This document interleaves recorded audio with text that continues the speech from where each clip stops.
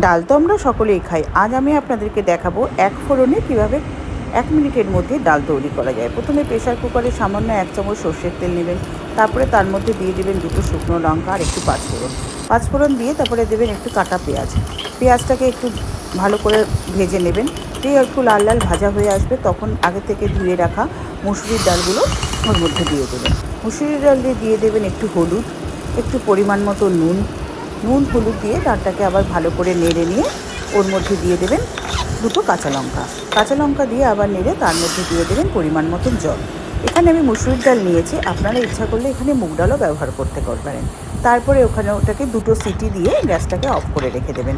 তারপরে খুলে দেখবেন ডালটা এরকম হয়ে গেছে। এবার পাতলা ঘনটা আপনারা যে যেরকম খান সেভাবে রাখবেন। তারপরে ওর মধ্যে দিয়ে দেবেন 2টো গন্ধরাজ লেবুর পাতা দিয়ে আপনারা ডালটাকে নামিয়ে নেবেন। পাতা দিয়ে ডালটাকে বেশিক্ষণ ফোটাবেন না। এইভাবে আমার হয়ে যাবে